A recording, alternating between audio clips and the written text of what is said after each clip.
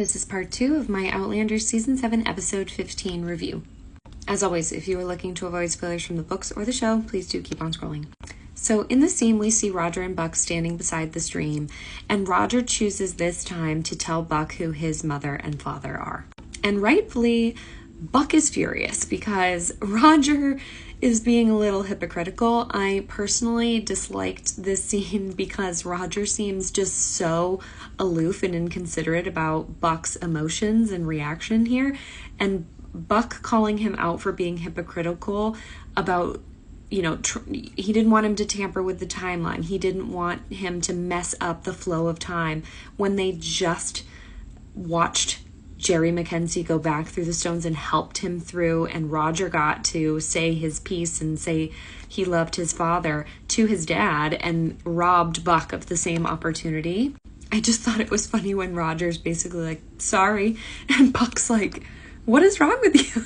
Buck delivers a line in this scene where he says that it's not right to know a man better than he knows himself, which is a line that it's kind of been a thought, I should say, that Claire, Jamie, and Roger have all had at some point throughout Written in My Own Heart's Blood as they interact with people who are prominent figures of history or people in their family that they've heard stories about, and they know what's going to happen to them and seemingly know more about this person and their character and what they're capable of and will do in the future than that person knows of themselves at the time. So I liked that they had Buck deliver this line because I always thought that was such an interesting thought that all three of those characters share in the books.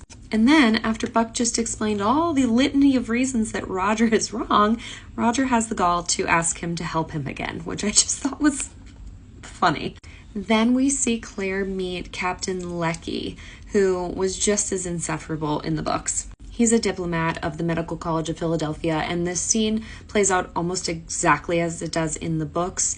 And I also think it's nice as viewers of the show to be reminded of just how qualified a surgeon Denny is, with the fact drop that he studied in Edinburgh and London with his cousin and his cousin's brother William, who was accoucheur to the Queen. So he trained with the best of the best, and he thinks Claire is a more skilled surgeon. And we can see Rachel here in the background. They've written her in with having a lot of dialogue and moments and like being in moments that Dorothea Gray was in the books, but it's pretty seamless because Rachel is there in the book, so it's understandable that they would just kind of combine the two characters here. But ultimately, it's Leckie not thinking that Claire is qualified enough that lands her outside of the church instead of inside, and we know later on that her being outside ends up being detrimental. As Claire and Rachel prepare for the onslaught of injured and wounded men, Claire references golden hour, which is not as we think of golden hour. It's not to do with the sun setting. It's actually a medical term that says that if someone is wounded or injured, the best chance of their survival is if they are treated within the first hour of the injury being sustained, and after that, everything goes downhill. So that was another reference to the books and kind of medical tidbit that I think was actually quite interesting when I was reading. And I think it's interesting that they juxtapose this with another part of the flashback where she's explaining to Jamie that the feeling that she's having that it's different is less to do with death and more to do with what comes after death. This kind of feeling that nothing you did matters and you just get swallowed into this abyss. And Jamie actually has a line in the books where he says that a warrior doesn't fear death because he has hope that his death will matter, which we actually see later on in the episode.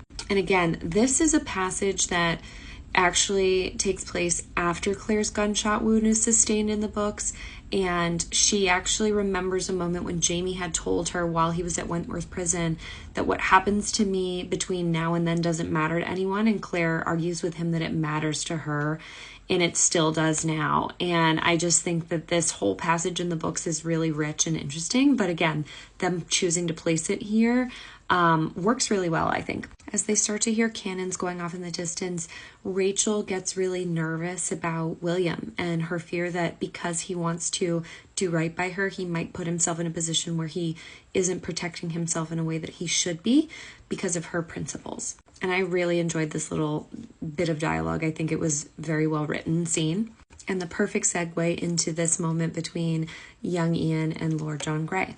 Now, this is not how it goes in the books, but it does make this whole side plot very concise and quick. There's so much that happens off camera. We don't get to see William fight, which I wish we did, because I think that would be another great way to parallel how similar he is to Jaime. But the trade-off is that we do get to see Lord John Grey kick butt here. We also get this really great reuniting scene between Lord John and William, and I love how they both kind of put on a little bit more airs here in front of young Ian, and then those go away as soon as they're back at the British camp. And Ian chooses to let the Hessian live in this instant, and immediately has this like very palpable feeling of regret over it. And so when he does part ways with John and William, he immediately goes after the Hessian. And I think it was his attempt at trying to be more like Rachel, his wife, but then immediately goes back to his own principles after trying hers on for size and realizing that they do not fit. When William's also trying to justify what happened and explain it to Lord John, he also is able to tell William that Richardson was behind everything, and you can probably infer that William feels like he's been duped and feels quite dumb for falling for this plot and not seeing it earlier or sooner at this point. But it's another great way for the show to inform the viewer of what the bigger picture is with Richardson, although I will say in the books it is a very big picture that he is kind of entangled in, and the Greys are at the center of. It's just a lot more rich and a bigger plot point, I would say. We go back to Claire, who is outside of the church, and she has this man who is injured from an explosion. And this happens in the books too, where she brings this patient inside and she kind of shows Captain Lucky how it's done with her talents to save this man from his injuries. And that is when Lucky starts to realize that she's a lot more qualified than he originally thought. We see young Ian here, who has certainly learned from Archbug that letting someone go has come back to bite him before and put Rachel in danger. And so he finishes what he started here and doesn't allow this man to live after their encounter. And then this clip was actually shown in the episode preview video, and I had guessed that it was William and John. We get confirmation that it is, and they are heading back towards the British camp. And when they are back together away from young Ian, they kind of duke it out like I think they wanted to when they were first reunited and talk about Jaime. And I really loved this scene. I felt like it was such an effective scene, and I loved the dialogue. It was very well written. The two of them discussing Jaime's better qualities, even though William is so black and white, and in the books I think he's even more black and white. And Lord John being the one to kind of teach him in his own way that the world is more gray than he believes it to be, and that never say never, because that's just not a way to live your life in a way that you're capable of living it. And I think that the whole motivation for William in much of the books is his duty and love of country and honor.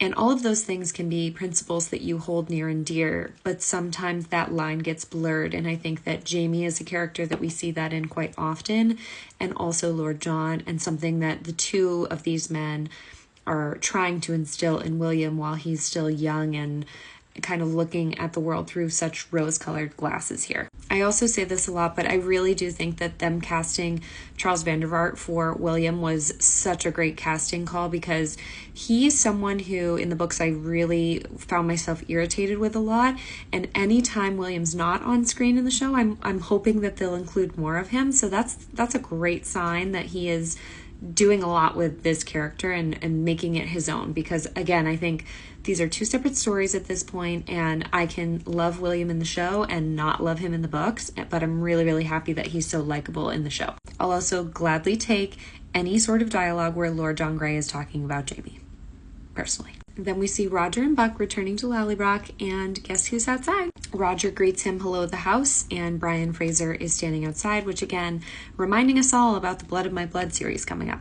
And we're running out of time, so come back for part 3, where we discuss the letter that Roger writes to Bree.